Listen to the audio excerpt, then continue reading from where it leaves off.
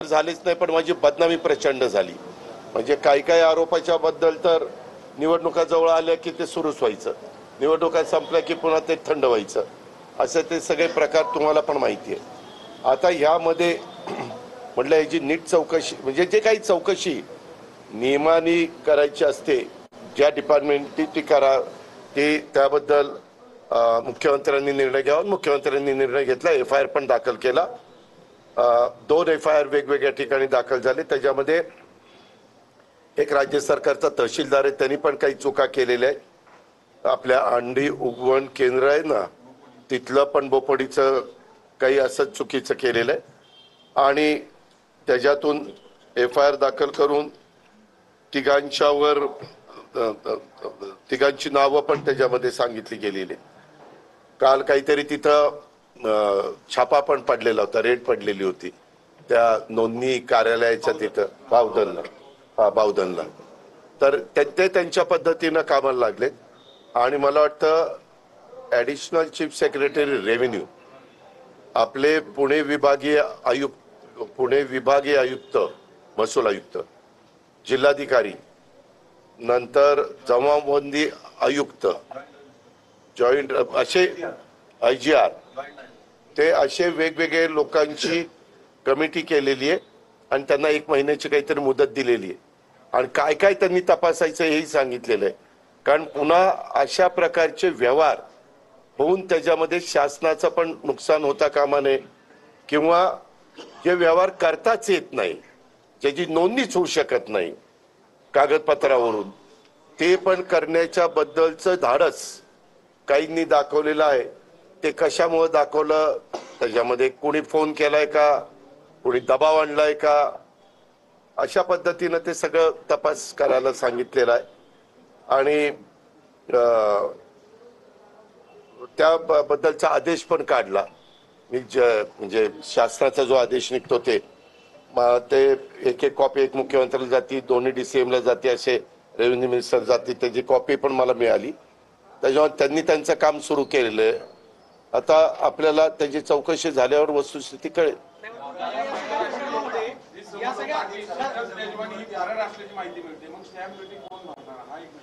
अरे होय ना बाबा, पहिल्यांदा जो कागदच होण्याचं कारण आहे, ज्याच्यात 1 रुपया पण दिला गेलेला नाही, 1 रुपया पण दिला गेलेला नाही आणि तो कागद होऊ शकत नाही, अशा या सगळ्या गोष्टी आहेत, तरी तो कागद केला गेलाय आणि तो आता केला गेलाय तर तो ग्राह्य धरला तर तो रद्द करण्यात आलाय। अशा तर सगळ्या कॉम्प्लिकेटेड झालेले। आता हे झाल्यानंतर कुठल्या विभागाने काय कळवायचं ते कळवलेलं आहे। आता त्याच्या संदर्भामध्ये हा पण एक चौकशीचा भाग आहे। कदाचित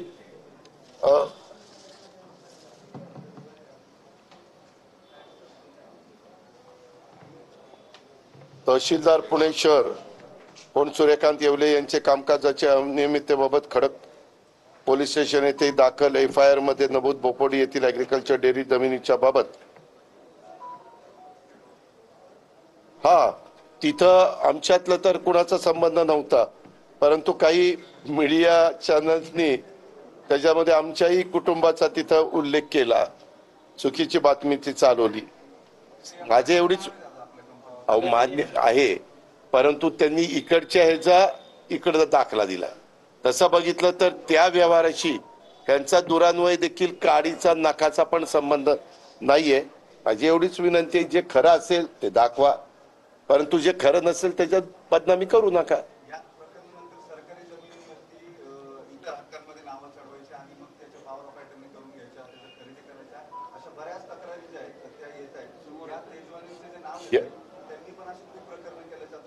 ह्यामध्ये आम्हाला अशी माहिती मिळाली की हे प्रकरण त्यांनी 2005 का 6लाच पॉवर ऑफ अटर्नी घेतली, म्हणजे 19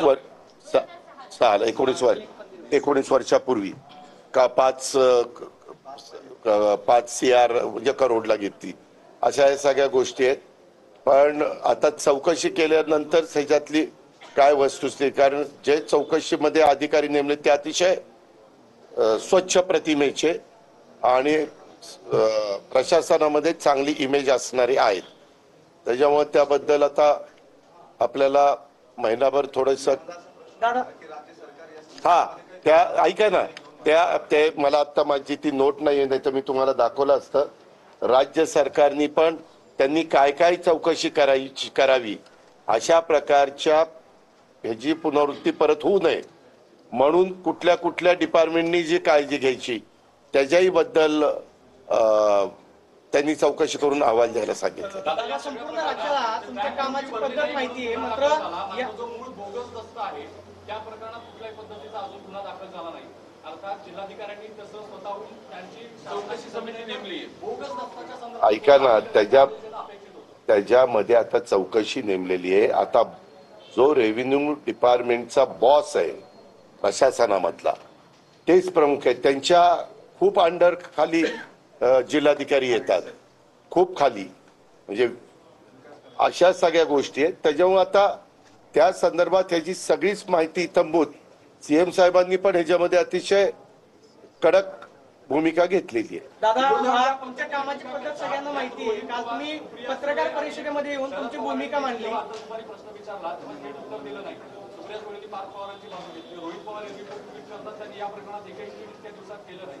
तर कुटुंब म्हणून एकूण तुम्ही सगळेजण एकत्र असल्याचं जे चित्र दिसतंय तर तशी काही चर्चा झाली होती का? आणि माझी कुणाशी पण चर्चा झालेली नाही. मला तर पहिल्या दिवशी तर काहीच माहित नव्हतं. मी आपला नेहमीसारखा सकाळी 7ला तिथं जाऊन एक मिनिट टोमला बसायचो आणि दिवसभर माझं कसं असतं एकदा मी त्या कामामध्ये मनावर घेतलं तर आज पण आपण सकाळी काही मित्र मला भेटले. मी म्हणलं की माझं सगळं संपल्यावर मी तुम्हाला भेटेल, कारण इथून जुन्नरचा माणूस 2 तास जायला लागतो, बोर राजगड वेगवेगळ्या भागातले, त्याच्याकरता तुम्हालाही वेळ लागला. कारण आज पण आता ते कडू पाटलांच्या घरातलं काहीतरी रिसेप्शन आहे, ते लग्न झालं.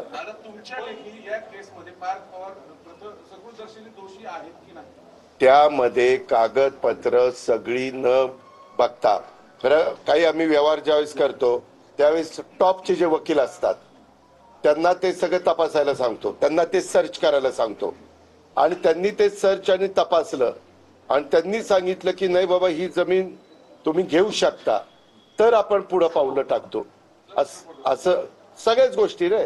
त्याच्यामध्ये कधी कधी नोटीस पण देतात की बाबा ही जमीन अशाशा या जमिनीच्या संदर्भामध्ये कुणाचं काही आक्षेप आहे, म्हणणं आहे वगैरे वगैरे असं केलं जातं. तशा कुठल्याच गोष्टी इथं केल्या गेल्या नाही आणि मला हा व्यवहार झालेला माहिती नव्हता, नाही तर मीच सांगितलं असतं की असलं करू नका. या सगळ्या प्रकरणामध्ये आज पवार साहेब बोलताना असं म्हणाले की पारदलांवरती गुन्हा दाखल करावा अशी विरोधकांची मागणी आहे. पवार साहेब म्हणाले की राज्याचे गृहमंत्री सांगू शकतील, मुख्यमंत्री असं म्हणाले की हे प्रकरण गंभीर आहे, तर मग पार्थ पवारांवरती गुन्हा का दाखल नाही याचं उत्तर गृहमंत्री देतील. मात्र या सगळ्या प्रकरणामधून तुम्हाला अडकवण्याचा किंवा राजकीय दबाव तुमच्यावरती टाकण्याचा प्रयत्न केला जातो असं वाटतं? असं काही मला वाटत नाही. मी त्याच्याबद्दल चंद्रशेखर बावनकुळे यांचं स्टेटमेंट बघितलं. त्यांनी असं सांगितलं की त्या व्यवहारात ज्यांनी कोणी ते रजिस्ट्रेशन केलं कागदपत्र न बघता, ज्यांनी तिथं रजिस्टर ऑफिसमध्ये जाऊन सह्या केल्या, त्याच्यामध्ये 3 लोक त्यांना मिळाली आणि मग त्या 3 लोकांच्यावर त्यांनी FIR केली. सह्या करणारा, दुसरे पण सह्या करणारा आणि तिसरा हे रजिस्ट्रेशन करणारा, असं ते झालंय. आणि त्याच्यामुळं ही गोष्ट स्वतः रेव्हेन्यू मिनिस्टरनी सांगितलेली मी ऐकली. त्याच्यावर ह्या 3घांच्यावर FIR दाखल झाला असेल.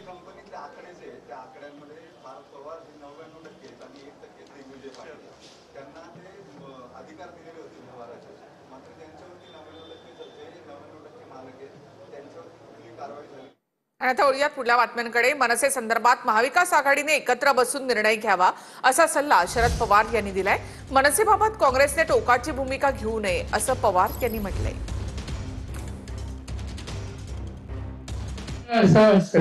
एकत्र बसून पर्याय देऊ शकत असेल तर टोकाची भूमिका कशी घेऊ, काँग्रेसने सुद्धा विचार करावा. पण मी आता सांगू शकत नाही. उद्या आमची बैठक आहे ना, उद्याच आमची बैठक, तर बैठकीत साधारणतः सगळ्यांसोबत निर्णय होईल. आझाद मैदानावरच्या आंदोलन प्रकरणामध्ये मनोज जरांगेंना मुंबई पोलिसांकडून नोटीस बजावण्यात आली आहे. मुंबई पोलिसांनी मनोज जरांगेंना चौकशीसाठी 10 तारखेला हजर राहण्याचे आदेश दिलेत। जरांगेंसह वीरेंद्र पवार, गंगाधर काळकुटे यांना देखील नोटीस बजावण्यात आली आहे। धनंजय मुंडे यांचं नार्को टेस्टचं आव्हान मनोज जरांगे यांनी स्वीकारलंय। मनोज जरांगेंच्या सहकार्याकडून नार्को टेस्टचा अर्ज सुपूर्द करण्यात आला। पोलीस अधीक्षकांकडे नार्को टेस्टचा अर्ज सुपूर्द करण्यात आला आहे।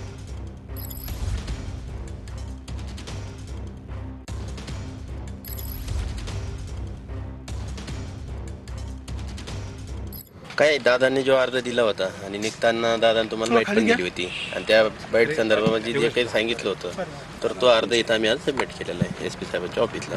काय निवेदन केलेलं आहे, काय मागणी केलेली आहे? निवेदन काय नाही की त्याच्यात जे काही नार्को टेस्ट आणि ब्रेन मॅपिंगची जी हे टेस्ट आहे तर ती सगळ्यांचीच करण्यात यावी। गुन्ह्यासंदर्भातली सखोल चौकशी ही झाली पाहिजे। ती सर्वसाधारण पोरं आहेत, पण त्यांना जे कोणी बळ दिलेलं आहे, जी काही रेकॉर्डिंग व्हायरल झाली ती फॉरेन्सिक लॅबला दाखवून किंवा जी काही समोरचे लोक मागणी करतात ती नार्कोटेक्सची स्वतःच बोललेले, त्याच्यामुळे ते नार्कोटेक्सला समोर ते गेलेच पाहिजे आता।